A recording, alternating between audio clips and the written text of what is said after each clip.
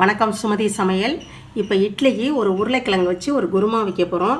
எப்பயும் சட்னி சாம்பார் இதை வச்சு சாப்பிடுவோம். இது மாதிரி குருமா வச்சு சாப்பிட்டு பாருங்கள். நல்ல டேஸ்ட்டு, செம்ம டேஸ்ட்டாக இருக்கும். செஞ்சு பார்ப்போம். எப்படி செய்கிறோன்ட்டு வீடியோக்குள்ளே போய் பார்க்கலாம் வாங்க.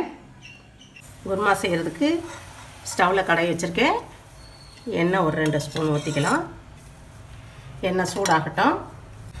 கடலைப்பருப்பு 1 ஸ்பூன் போட்டுக்கலாம். உளுந்தம்பருப்பு 1 ஸ்பூன் போட்டுக்கலாம். சோம்பு 1 ஸ்பூன் போட்டுக்கலாம். கொஞ்சம் நல்லா வறுத்துக்குவோம்.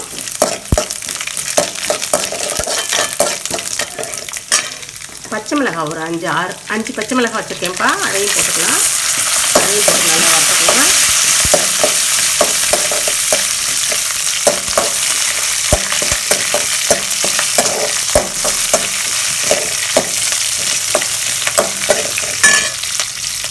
பொட்டுக்கல்ல ஒரு 1.5 ஸ்பூன் வச்சுருக்கேன்ப்பா, அதையும் போட்டுக்கலாம். அதையும் போட்டு வறுத்துக்கலாம்.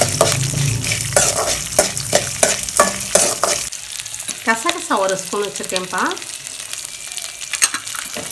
அதை போட்டு வறுத்துக்குவோம். இஞ்சி பூண்டு உங்கள்கிட்ட இஞ்சி பூண்டு அரைவல்லைன்னா அந்த பேஸ்ட்டு, இஞ்சி பூண்டு பேஸ்ட் இல்லைன்னா இப்போயே இஞ்சி பூண்டு அதையும் போட்டு நல்லா வதக்கிட்டேங்க. இதோட போட்டு வதக்கிட்டேங்க.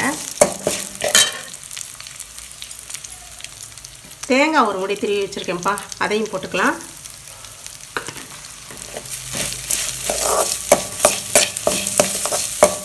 ரொம்ப நேரம் வணக்க வேண்டாம்.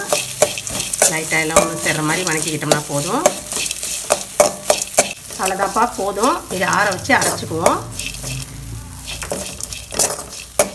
வறுத்ததை எல்லாம் போட்டு நல்லா அரைச்சிக்கலாம். நல்லா நைஸாக பவுடர் பண்ணிட்டு வந்துடலாம்.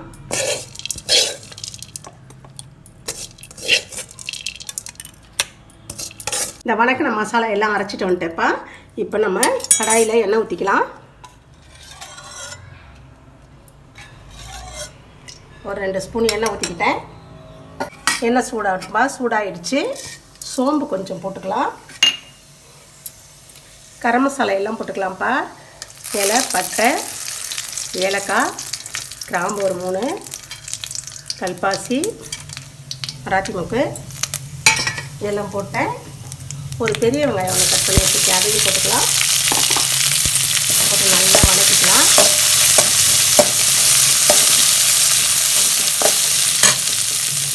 அதோட 2 பச்சை மிளகாய் கீரி வச்சுருக்கேன், அதையும் போட்டுக்கலாம்.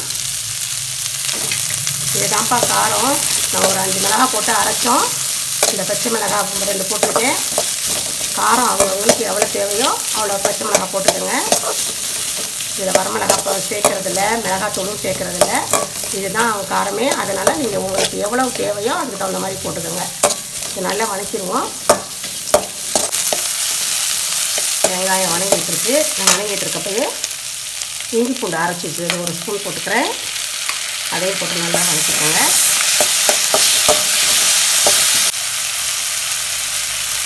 கருவேப்பிலை கொஞ்சம் வச்சு வச்சுருக்கேன், அதையும் போட்டுக்குவோம்.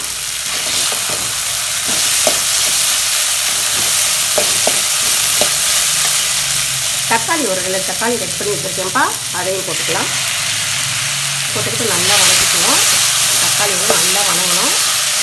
லைட்டாக மல்லித்தூள் போட்டுக்கலாம். போட்டு கொஞ்சம் சிம்லேயே வச்சு நல்லா வதக்கிக்கலாம். தக்காளி எல்லாம் நல்லா வதங்கட்டும். இது மாதிரி சிம்லேயே வச்சு நல்லா வதக்கிக்கங்க. தக்காளி வெங்காயம் எல்லாம் நல்லா வதங்கட்டும். இப்போ நான் வதக்கிட்டேன். இப்போ நம்ம அரைச்சி வச்சுருக்கோம்ல மசாலா, அதை போட்டுக்கலாம்.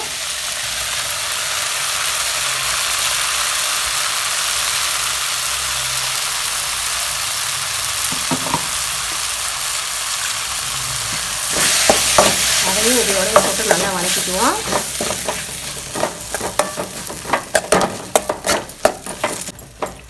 மசாலாவும் நல்லா வதக்கிட்டப்பா.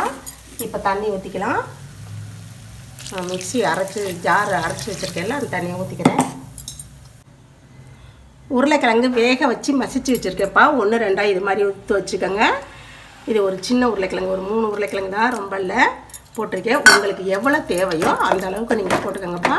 நம்ம தண்ணி ஊற்றிக்குவோம். இதில் பொட்டுக்கல்ல கசகசாலாம் போட்டிருக்கிறதுனால கொஞ்சம் நேரம் விட்டாவே நல்லா திக்காகிடும். அதனால் நீங்கள் பார்த்துக்கங்க, எவ்வளோ தண்ணி வேணுமோ அந்த அளவுக்கு ஊற்றிக்கங்க. குருமா அவ்வளோதான். இது நல்லா கொதிஞ்சிச்சுன்னா குருமா ரெடி ஆகிடும். இதில் கொஞ்சம் தண்ணி ஊற்றிக்கலாம். உப்பு கொஞ்சம் போட்டுக்கலாம்.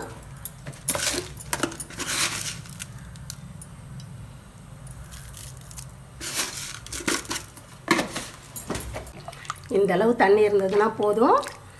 ஆனால் இது ரொம்ப ஆறுச்சுன்னு வச்சுக்கோங்களேன், இன்னும் கெட்டியாகும். நீங்கள் சூடாக சாப்பிட்ற மாதிரி இருந்ததுன்னா இந்த அளவு இருந்தால் போதும். இல்லைன்னா இன்னும் கூட தண்ணி ஊற்றிக்கலாம். தண்ணி ஊற்றி கொதிக்க வச்சுக்கோங்க. கூட்டத்துக்கு தகுந்த மாதிரி நீங்கள் எவ்வளோ வைக்கணுமோ அந்த அளவுக்கு வச்சுக்கோங்கப்பா. இப்போ ஒரு நிமிஷம் மூடி வைக்கிறேன், கொதியட்டும். குருமா நல்லா கொதிஞ்சிருச்சுப்பா. அவ்வளோதான், முடிஞ்சிருச்சு. கொஞ்சம் மல்லித்தலை போட்டு இறக்கிக்கலாம். சூப்பரான உருளைக்கிழங்கு குருமா ரெடி ஆகிடுச்சு. இதே மாதிரி நீங்களும் செஞ்சு பாருங்கள். செஞ்சு சாப்பிட்டு பாருங்கள். சாப்பிட்டு பார்த்துட்டு சுமதி சமையலுக்கு லைக் பண்ணுங்கள், ஷேர் பண்ணுங்கள், கமெண்ட் பண்ணுங்கள், சப்ஸ்கிரைப் பண்ணுங்கள். தேங்க்யூ.